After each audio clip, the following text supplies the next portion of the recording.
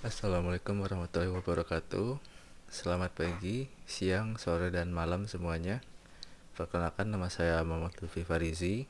Pada kesempatan kali ini saya akan mempresentasikan hasil rangkuman saya dari buku yang berjudul Pengantar Lengkap Ilmu Komunikasi Filsafat dan Etika Ilmu serta Perspektif Islam yang ditulis oleh Profesor Rahmat Krianto selaku dosen magister di mata kuliah Filsafat Ilmu Komunikasi.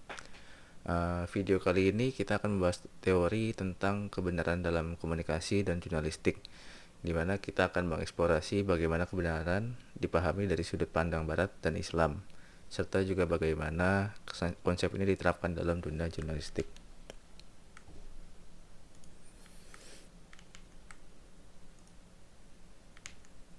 Oke, untuk bagian pertama itu teori kebenaran Barat dari Bertrand Russell dan empirisme.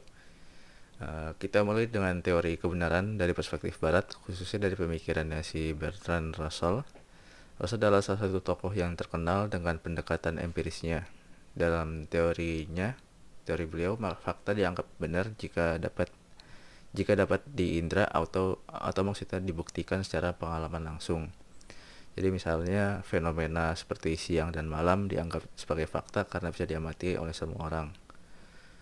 Namun Russell juga menyadari bahwa tidak semua fakta yang terlihat atau dikatakan itu selalu benar. Contohnya, kalau dalam konteks akademi mungkin kita pengen pinjam bukunya Prof. Rahmat yang pengantar lengkap ilmu komunikasi di perpustakaan. Terus pas kita udah sampai di sana ada yang bilang buku itu udah dipinjam semua. Tapi pas dicek di katalog atau di rak bukunya ternyata masih ada beberapa buku yang tersisa. Nah, ini tuh menunjukkan bahwa ucapannya terdengar benar, tapi kenyataannya tidak bisa berbeda atau tidak benar. Kemudian bagian berikutnya itu pandangan Islam tentang kebenaran. Jadi kita beralih slide ini dijelaskan dalam Islam.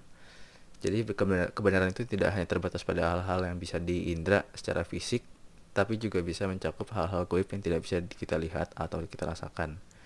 Nah, misalkan kita kalau di Islam ada konsep surga, neraka, dan hari kiamat. Itu adalah salah satu contoh kebenaran gaib di dalam Islam. Jadi meskipun tidak dibuktikan secara panca indera, hal-hal ini juga tetap dianggap sebagai fakta yang benar berdasarkan wahyu Allah dalam Al-Quran. Jadi berbeda dengan pandangan empirisme Barat, Islam juga mengakui kebenaran gaib yang diterima melalui iman.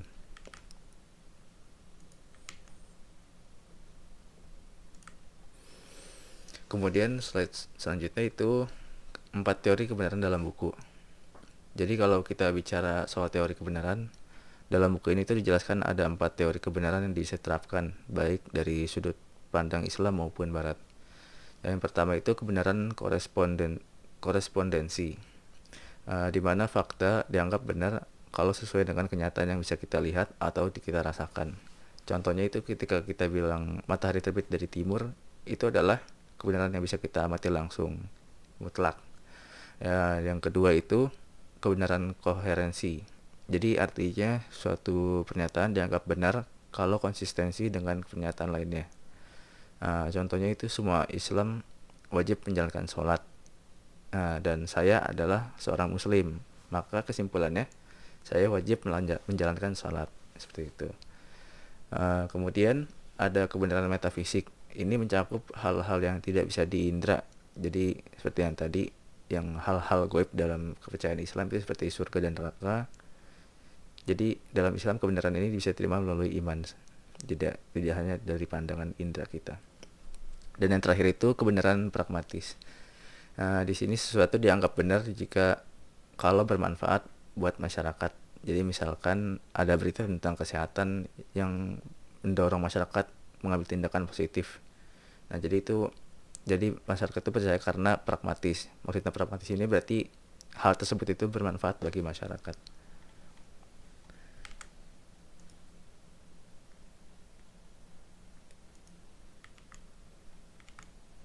Bagian selanjutnya itu penerapan teori kebenaran dalam jurnalistik. Jadi dalam dunia jurnalistik, keempat teori kebenaran tadi sangat relevan.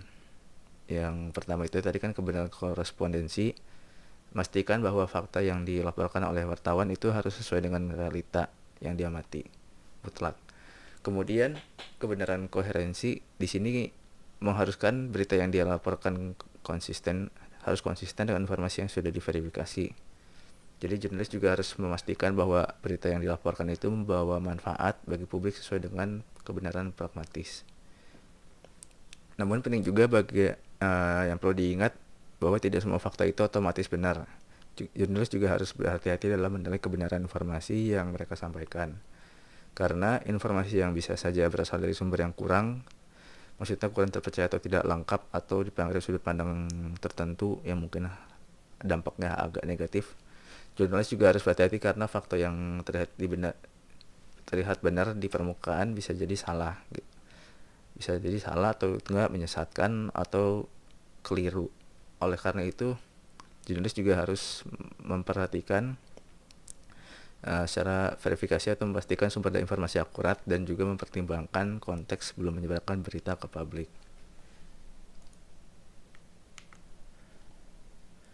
Kemudian selanjutnya itu kepercayaan dan jurnalistik. Jadi selain fakta, kepercayaan juga memainkan peran penting dalam jurnalistik. Jadi wartawan harus memiliki kepercayaan bahwa apa yang mereka laporkan adalah benar, tapi kepercayaan ini juga harus didasarkan pada bukti yang kuat. Contohnya mungkin jika seseorang mendengar berita tentang kebakaran, mereka akan bertindak cepat meskipun apinya itu belum terlihat oleh masyarakat. Nah, jadi dalam hal ini juga kepercayaan terhadap berita tersebut mendorong tindakan. Jadi kita harus masyarakat juga percaya akan berita tersebut dan kemudian langsung bertindak seperti itu. Jadi dalam jurnalistik juga penting untuk selalu menguji kepercayaan ini dengan fakta dan bukti yang nyata.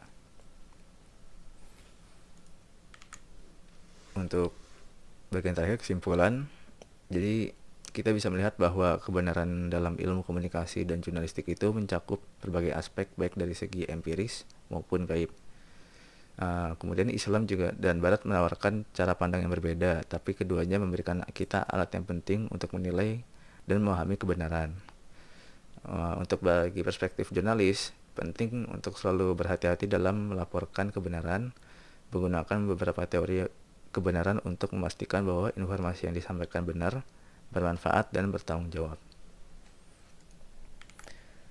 Sekian presentasi singkat untuk video kali ini. Terima kasih atas perhatiannya. Jika ada kurang atau salah dalam tutur kata dalam video ini, saya maaf sebesar-besarnya.